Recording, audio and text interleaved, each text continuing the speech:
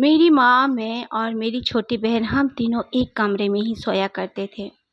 मेरे पापा को कई बार नाइट में ही अपनी जॉब पे जाना होता था। मेरे पापा पुलिस में हैं। मेरी बहन तब छोटी ही हुआ करती थी, करीब करीब तब 6 से 7 साल की थी। मैं, मेरी मम्मी और मेरी बहन हम लोग तीनों सो रहे थे। उस क्वार्टर में गए हुए करीब करीब 8 महीने बीत चुके थे। इतना दिन मेरे पापा का राइट में जाने का एकदम भी चांस नहीं हुआ था। कंटिन्यू वो आफ्टरनून में जाते, रात के 10 बजे आ जाते या सुबह जाया करते थे। लेकिन अब उनका नाइट ड्यूटी लग गया, कुछ ज़रूरी था। हम तीनों सोते सोते अचानक से मेरी नींद टूट जाती है। मैं तब 13 साल की हुआ करती थी। मैं इधर उधर देखती हूँ तो एकदम लाइट सारे बंद है, एकदम अंधेरा, ठंड का मौसम था। नाइट बल्ब तो जलता है, लेकिन आज अचानक नाइट बल्ब क्यों नहीं जलाई मम्मी? इधर उधर मैं देखने के बाद मुझे फील हुआ जरूर लाइट ऑफ हो गया होगा, यानी कि करंट ही नहीं है। खैर, मैं सोने का कोशिश करने लगी।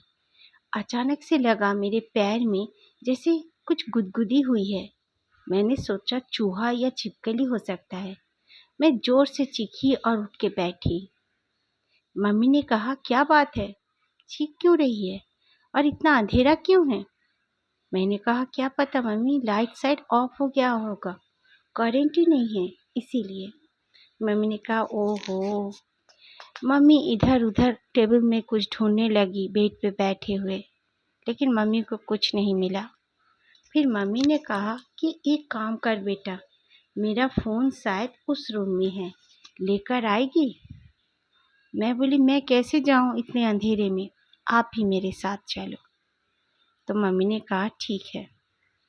उस रूम में हमारे ऐसे में भगवान का मंदिर के नीचे एक मैचिस भी रखा जाता था। ये सोचकर हम दोनों माँ बेटी चले गए। जाकर हम लोगों ने जल्दी से टॉर्च भी वहाँ से मिल गया। हम टॉर्च लिए और फिर मैचिस को भी लिए और कैंडल लेकर इस रूम में आने लगे। आते ही हम देखते हैं, जब हम दरवाजे पे एंटर होने ही वाले थे, अचानक से ढप से दरवाज़ा अंदर से जिसे किसी ने जोर से बंद कर दिया। मम्मी काफ़ी डर गई। मेरी छोटी सिस्टर अकेली थी इस कमरे में।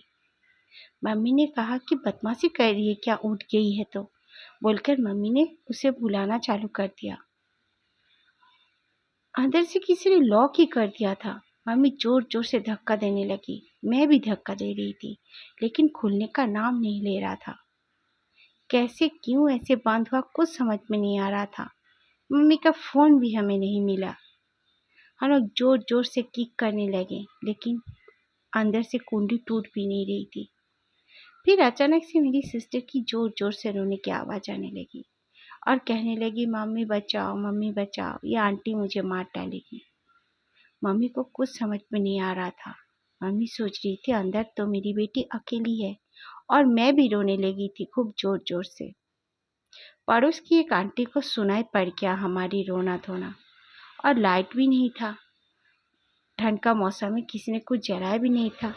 हमसे जॉइंट यानी कि दीवार में जॉइंट एक ही दीवार का आसपास दोनों घर थे, हमारा और एक वो आंटी का।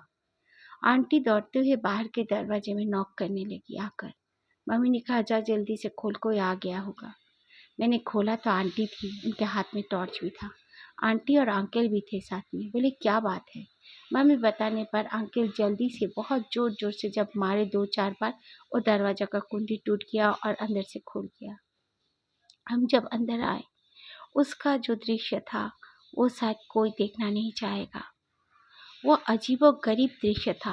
वो क्यों हुआ था, कैसे हुआ था, मैं आगे चलकर आपको बताती हूँ। मेरी बहन किसी की गोद में थी, लेकिन किसका वो नहीं दिख रहा था, बस हवा में थी और जोर जोर से रोई जा रही थी। मेरी माँ ये देखकर मेरी बहन के ऊपर में टॉर्च को ही माँ ने फेंका। बहन को ही चोट लगी और बहन मेरी धम से नीचे गिरी, और मम्मी उठाकर जोर जोर से रोने लगी। और मम्मी बोलने लगी, मुझे पता नहीं चला मैं क्या करूं क्या नहीं। और मेरी सिस्टर भी रो रही थी, मैं भी रो रही थी। अंकल आंटी हम लोगों को संभाले और उस कमरे से निकाल के हम बरामदा में जाके बैठे। आंटी ने कहा कि डरिए मत, कोई बात नहीं, ऐसा क्यों हुआ हमें भी नहीं पता, हम सब ने देखा था, मेरी सिस्टर हवा में थी। फिर अंकल ने कहा डरने की बात नहीं है, आज आप लोग हमारे घर चलो। मम्मी ने अपना फ़ोन भी नहीं मिला था मम्मी को, उनके घर जाकर उनके फ़ोन से पापा को कॉल किए, लेकिन पापा का कॉल नहीं लगा। पापा शायद कोई इमरजेंसी में थे। खैर सुबह हुई, पापा आए, मम्मी ने सारी बातें बता दी। पापा ने कहा तुम्हारा भ्रम होगा। अंकल ने कहा फालतू की बात मत बोलिए भैया, मैं भी देख चुका हूँ। उसके बाद कई 7 दिन बीत गए। पापा ने कहा ठीक है, मैं दूसरा कोई क्वार्टर देखता हूँ। 7 दिन बीत गए। बीतने के बाद फिर भी क्वार्टर नहीं मिला जैसा हमें चाहिए था। छोटे छोटे क्वार्टर्स काफ़ी खाली थे, लेकिन हमारे जो औदा के क्वार्टर बिल्कुल खाली ही नहीं थे। क्या करें, कुछ समझ में नहीं आ रहा था। फिर मम्मी ने कहा अगर क्वार्टर नहीं मिलता हम दूसरी जगह किराए पे घर ले लेंगे, लेकिन इस क्वार्टर में, इस घर में कभी नहीं रहूँगी। 7 दिन 8 दिन सब कुछ ठीक ठाक रहा। मेरे पापा ने कुछ एप्लीकेशन देकर नाइट ड्यूटी बंद करा ली थी। फिर क्वार्टर ना मिलने पर इसी घर में रहते रहते 1 महीना बीत गया। अचानक से मेरे मामा का कॉल आता है। उनकी बेटी की शादी थी, लेकिन शादी नहीं थी, उस समय उनकी शादी तय होने वाली थी, इसीलिए वो हमें बुला रहे थे। मम्मी ने कहा ठीक है, विंटर का हमारा छुट्टियां भी है, हम चलेंगे। लेकिन पापा को अचानक से काम पड़ गया। पापा बोले मैं नहीं आ सकता, तुम तीनों जाओ। उन्होंने हमें गाड़ी में बैठा दिया और हम चले गए। रात को बैठे, सुबह वहाँ पहुँच गए। सुबह होते ही, सुबह भी नहीं हुआ था, भोर भोर था, हम ऑटो में बैठे ही थे। मामा जी भी आए थे अपना बाइक पे हमें लेने के लिए। उस दिन 4 व्हीलर मामा जी का सर्विसिंग में था, इसलिए वो नहीं लेके आ पाए थे। तभी मम्मी के फ़ोन में कॉल आता है और पापा बिल्कुल हकलाते हुए मम्मी को बोलते हैं कि मैं बहुत मुसीबत में पड़ गया था, तुम ठीक ही कहती हो, इस क्वार्टर में नहीं रहना चाहिए। मम्मी एकदम चौंक जाती है कि पापा के साथ हुआ क्या। पापा ने ज़्यादा कुछ नहीं बताया और कहा कि तुम लोग चिंता मत करो, मैं आज ही बाय रोड आता हूँ। और पापा आने के बाद अपनी सारी बातें बताई। पापा रात को खाना खाकर हमें ट्रेन में बिठाकर, उसके बाद वो जाकर खाना खाकर सोने वाले थे, लेकिन उनको नींद ना आने की वजह से उन्होंने अपना फ़ोन लिया और अपने एक दोस्त के साथ बात करने लगे। लाइट भी ऑन था और उनके दोस्त के साथ व्हाट्सएप में वो वीडियो चैट करने लगे, बात करने लगे। फिर उनके दोस्त ने कहा क्यों भाभी जी क्या नहीं सोई है अभी तक? तो मेरे पापा ने कहा भाभी जी? कौन भाभी जी? वो सबको तो मैं आज ही ट्रेन में बिठा कर आया। सुबह बोला नहीं तेरे को, मेरे साले साहब का बेटी का शादी होने वाला है, उसका तय कुछ होने वाला है, कुछ फंक्शन है, इसीलिए ये लोग जाएंगे। तो उनके दोस्त ने कहा कि तो फिर पीछे में कौन खड़ी है भाई, लंबे लंबे बाल खोल कर? तो मेरे पापा ने कहा कौन फालतू का बात बोल रहा है, तो पुलिस का नौकरी करता है और डराता है इस तरह। तो उनका दोस्त ने कहा तो पीछे मुड़ कर देखना एक बार, कुछ तो है यार, अंधेरा टाइप लग रहा है, उसका चेहरा नहीं दिख रहा है, बाल देखकर मैं सोचा भाभी है। पापा ने जब पीछे मुड़ कर देखा तो वो चौंक गए। उनके पीछे में वाकई एक औरत खड़ी थी, जिसके शरीर में कोई कपड़ा नहीं था, लग रहा था बिल्कुल जली हुई, और उसके लंबे लंबे खुले हुए बाल। उसका चेहरा का वर्णन कुछ दिया नहीं जा सकता। पापा इसके आगे उसका चेहरा का कोई वर्णन नहीं दिया, लेकिन पापा कहते समय भी काफ़ी डरे हुए लग रहे थे। पापा कभी नहीं डरे थे ज़िंदगी में। उनके साथ भी छोटे मोटे कुछ कुछ इंसिडेंट इस तरह हो चुके थे ट्रेनिंग में भी, लेकिन ऐसा डर उनके अंदर कभी नहीं देखा गया था।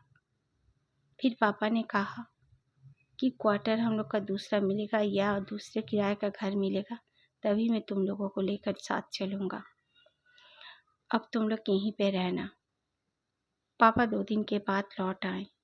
फिर वो एक क्वार्टर मिल गया उनको, छोटा सा ही था, लेकिन अच्छा सा था, अच्छा जगह पे था। पापा को मिल गया, उसके बाद ही हम आए। फिर बाद में एक वहाँ पर हमारे घर में काम करने वाली बाई आई। पहली वाली बाई नहीं थी, मम्मी दूसरी बाई को बुला ली, क्योंकि पहली वाली बाई ज़्यादा बात नहीं सुना करती थी, मम्मी हमेशा शिकायत करती थी। ये जो बाई थी काफ़ी बूढ़ी औरत थी और बहुत अच्छी। मम्मी ने उस क्वार्टर के बारे में उसे कहा, फिर कहा कि तुम यहाँ पे कितने दिन से काम करती हो। तो वो सारी बात बताई। उसका पति जो था गार्ड है, अभी रिटायर हो गया है। ऐसे ऐसे सब बात करते करते मम्मी ने उस क्वार्टर के बारे में पूछ लिया। तो उसने कहा कि हाँ, बहुत साल पहले मैं भी जानती हूँ ये बात, मैं उस औरत को देख भी चुकी हूँ। वहाँ पर एक आदमी और एक औरत दोनों रहते थे। उनका कोई बच्चा बच्चा नहीं था। उनके साथ एक बेटी थी जिसकी शादी हो चुकी थी। वो औरत हर किसी से झगड़ा और झमेला किया करती थी बात बात पर। हरदम वो मारपीट पे उतर आती थी और अपने पति के साथ भी काफ़ी झगड़े करती थी और अपने मायके चले जाया करती थी। एक दिन गुस्से में आकर उसका पति घर छोड़ के निकल गया और 3 से 4 दिन नहीं आया। उसकी बेटी को भी बोलने पर उसकी बेटी ने उसे ही दोष दिया। सब कहते हैं वो बहुत रो रही थी और बता रही थी। फिर वो औरत क्या हुआ क्या पता, रात के समय में उसने अपनी आत्महत्या कर ली। उसका पति घर पर जब लौट के आया तो देखा कि उसकी पत्नी मर चुकी है। वो बहुत रोया और फिर पागल भी हो गया कुछ दिन के अंदर में। वो भी पुलिस में ही था, लेकिन बेचारा का हालत बहुत खराब हो गया। फिर एक दिन मरा हुआ पाया गया रोड के किनारे में। एकदम दहशत भरी थी ये बात। ये बात सुनने के बाद मम्मी काफ़ी डर गई और मम्मी शुक्र मनाई कि चलो हम वो घर छोड़ चुके हैं, कुछ नुकसान तो नहीं हुआ है।